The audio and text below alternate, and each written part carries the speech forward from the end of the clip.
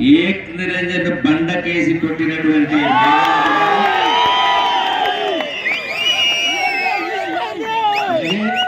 Planning board vice chairman పెద్దలు చిన్నారెడ్డి గారు, అలాగే మాజీ మంత్రివర్యులు అబ్జర్వర్ గా చేసినటువంటి సంబాని చంద్రశేఖర్ గారు, మరొక నాయకుడు యువ నాయకుడు శివసేనారెడ్డి గారు, అట్లాగే విష్ణువర్ధన్ గారు, శ్రీనివాస్ గౌడ్ గారు, వేదిక పైన 33 మంది, ముచ్చటగా 33 మంది కాబోయే మున్సిపల్ కౌన్సిలర్స్,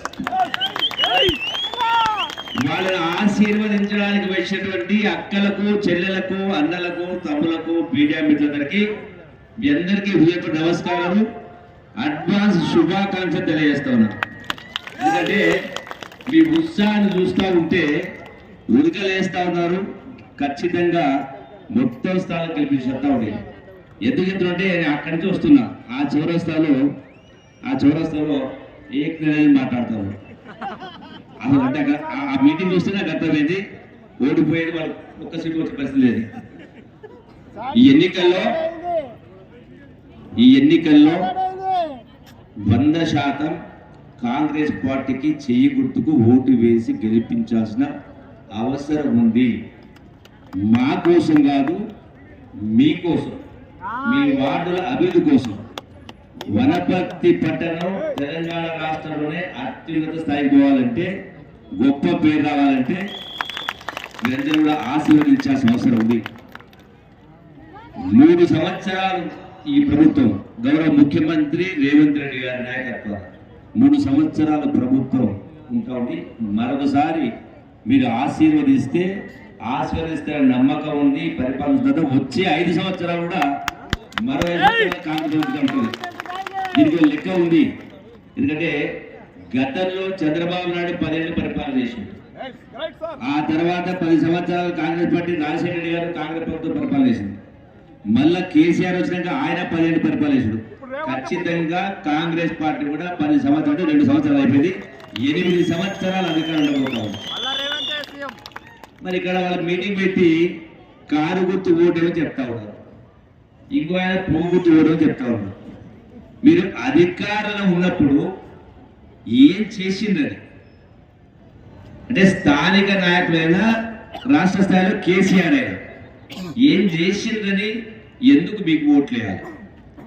తెలంగాణ రాష్ట్రాల్లో ఆనాడు తెలంగాణ రాష్ట్ర సాధన కోసం వందలాది మంది బిడ్డలు, పేదోళ్ళ బిడ్డలు, మా తెలంగాణ రావాలి, మా చావుతో తెలంగాణ రావాలి, వచ్చిన తెలంగాణలో అన్ని వర్గాల ప్రజలు సుఖ సంతోషంతో ఉండాలి, గొప్ప చదువు చదవాలని మరి ప్రాణత్యాగాలు చేసి తెలంగాణ రాష్ట్రం ఇస్తే, నేను కేసీఆర్ కు రైట్ హ్యాండ్, లెఫ్ట్ హ్యాండ్, కుడి మాట్లాడాను కదా. మరి నిరంజన్ రెడ్డి ఒక్క మాటలు చెప్పాలంటే శవాల మీద పేలాలు వెళ్తున్నారు ఆ నాయకులు. అంటే ప్రజాస్వామ్యాన్ని పాతరేసింది, నియంతృత్వం, అవినీతి, ఆకాశం ఎంతుగా అవినీతి, బంధుప్రీతి, కుటుంబ పాలన, రాష్ట్రాన్ని అప్పుల కుప్పగా చేసి మల్లయ్యాల తగుదునమ్మ అంటూ బాకీ కార్డు చూపిస్తా ఉన్నారు. ఎక్కడ పోయింది మీ తులం బంగారం అని? ఎక్కడ పోయింది 2000 రూపాయలు చెప్పని?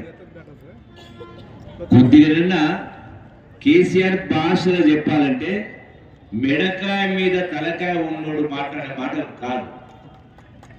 ఈ రాష్ట్రాన్ని 65 సంవత్సరాల పాటు 22 మంది ముఖ్యమంత్రి పరిపాలన చేసి, దాని కాంగ్రెస్ ముఖ్యమంత్రి ఉన్నారు, తెలుగుదేశం ముఖ్యమంత్రి ఎన్టీ రామారావు గారు, చంద్రబాబు నాయుడు పరిపాలన చేసి, అంటే ఇంతమంది ముఖ్యమంత్రులు 65 ఏళ్ళు పరిపాలన చేస్తే ఈ రాష్ట్రం పైన ఉన్న అప్పు 65,000 కోట్లు ఉండే. మీరెట్లయితే మహిళలు, మహిళా సంఘాలు, రైతులు ఎట్లయితే బ్యాంకులు అప్పు తెచ్చుకుంటామో, ప్రభుత్వం కూడా బ్యాంకుల ద్వారా, రిజర్వ్ బ్యాంక్ ద్వారా, ప్రపంచ బ్యాంకు ద్వారా అప్పు తెచ్చుకుంటారు. మరి కేసీఆర్ ముఖ్యమంత్రి కాకముందుకు 65,000 కోట్ల అప్పుకు సంవత్సరానికి 6,000 కోట్ల రూపాయలు ఇన్స్టాల్మెంట్స్, ఈఎంఎస్ కంతులు వడ్డీ కడతా ఉంది. కానీ కేసీఆర్ ఒక ముఖ్యమంత్రి అయిన తర్వాత 65,000 కోట్ల అప్పు తీసుకుపోయి 8 లక్షల కోట్ల అప్పు చేసిండు. ఇలా ఈ 8 లక్షల కోట్ల అప్పుకు 2 సంవత్సరాల నుంచి సంవత్సరానికి గతంలో 6,000 కోట్లు కడితే ఇలా నెలకు 6,500 కోట్ల రూపాయలు వడ్డీ ఇంట్రెస్ట్ కట్టాల్సి వస్తుంది, ఈఎంఐస్ కంతులు కట్టాల్సి వస్తుంది. అంటే సంవత్సరానికి సుమారుగా 75,000 కోట్ల రూపాయలు. రేవంత్ రెడ్డి గారు ముఖ్యమంత్రి అయిన తర్వాత గడిచిన 2 సంవత్సరాల్లో 1,50,000 కోట్ల రూపాయలు అప్పు కట్టడం జరిగింది, వడ్డీ కట్టడం జరిగింది. మీరు చూపిస్తున్న బాకీ కార్డు తులం బంగారం అంటున్నారు. ఇలా కళ్యాణ లక్ష్మి షాదీ ముబారకు రాష్ట్రం మొత్తం ఖర్చు పెడుతున్నది 4,000 కోట్లు. ఇలా బంగారం ధర కొంత పెరిగింది కాబట్టి 1,50,000 కూడా ఇంకో 6,000 కోట్లు అవుతుంది. అట్లనే 2,000 రూపాయలు పెన్షన్ అంటే ఇంకో 10,000 కోట్లు కావచ్చు. అంటే మీరు చూపించే బాకీ కార్డు మొత్తం కలిపితే కూడా 20,000 కోట్లు కాదు కదా. మరి మీరు చేసిన అప్పుకు సంవత్సరం 70,000 కోట్లు కట్టాం కదా, 2 నెలలు 2,50,000 కోట్లు వడ్డీ కట్టాం కదా. మరి అయినా ఈ ప్రభుత్వం వచ్చి 2 ఏళ్ళు అయింది, ఇంకా 3 ఏళ్ళు ఉంది. మరి ఏ ఒక్క గత ప్రభుత్వం తెచ్చిన ఏ ఒక్క స్కీమును కూడా ఈ ప్రభుత్వం ఎత్తేయలేదు. మరి మీ బాకీ కార్డు చూస్తే మీది 10 ఏళ్ల బాకీ కార్డు కదా. 10 సంవత్సరాలు పరిపాలించిన కేసీఆర్ ఏకనిరజని పరిపాలించిన మీ బాకీ కార్డు 10 ఏళ్ళది కదా. మరి 10 ఏళ్ల కింద ధనిక రాష్ట్రాన్ని మీకు అప్పచెప్తే 8 లక్షల కోట్లు అప్పు చేసి కూడా 10 ఏళ్ల కింద మీరు చెప్పినటువంటి డబుల్ బెడ్రూమ్ ఇల్లు ఎక్కడ పోయి ఎందుకు కట్టాయి? దళితులకు 3 ఎకరాల భూమి ఎందుకు ఇవ్వాలి? నిరుద్యోగ యువకులకు నెలకు 3,000 రూపాయలు నిరుద్యోగ భృతి ఇస్తామన్నారు, ఎందుకు ఇవ్వాలి? 2 లక్షల కోట్లు అప్పు చేసి కూడా. అంటే 10 సంవత్సరాల్లో మీరు చెప్పిన మాట ఏది నిలబెట్టుకోకుండా అవినీతి పరిపాలన చేసి అస్తవ్యస్త పరిపాలన చేసి, మరి ఈ అవినీతి పరిపాలన చేయకపోతే ఇవాళ అక్కడ శుద్ధులు చెప్తున్న నీతి మాటలు చెప్తున్నటువంటి ఆ నాయకుడు ఏముండేవు కూడా ఇవాళ ఏమైంది? మా కళ్ళ కనపడతలేవా? ఎక్కడ ఉంటివి, ఎక్కడ పోయాడు, ఎక్కడ వచ్చినాయి? మంత్రాలు చెబితే వచ్చినాయా నీకు ఆస్తిపాస్తులు? మంత్రాలు చెబితే నీకు ఆస్తిపాస్తులు వచ్చినాయా? మంత్రాలు చెబితే ప్రామాలు వచ్చినాయా?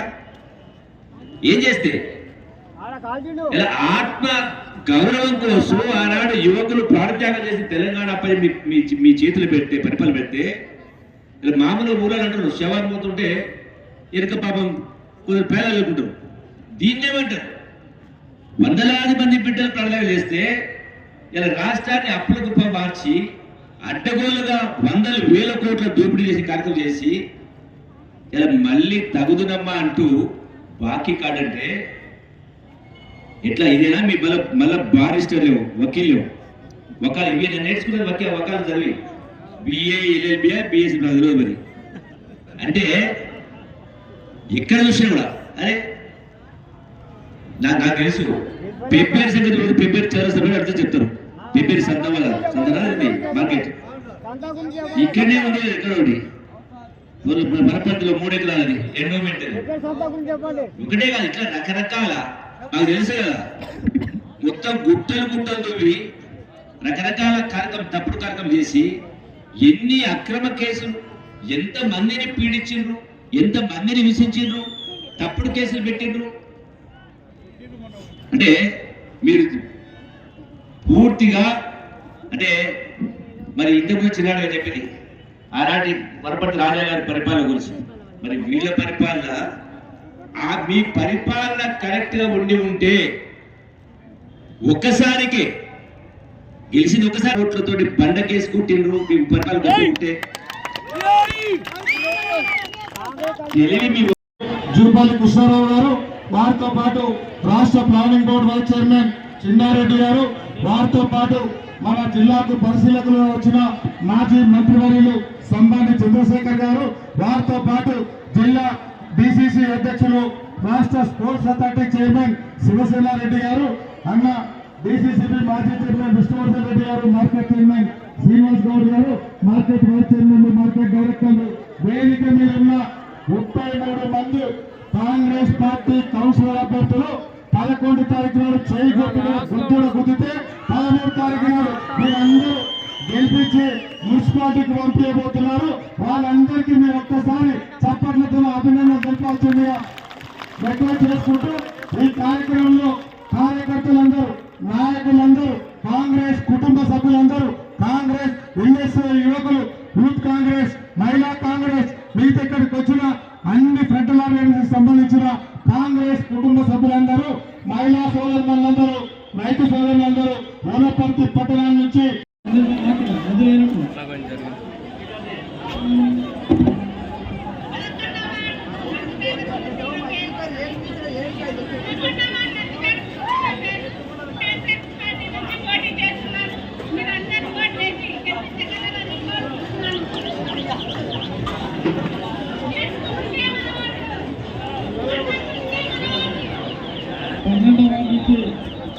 రాణి గారు జరగాలంటే కాంగ్రెస్ పార్టీ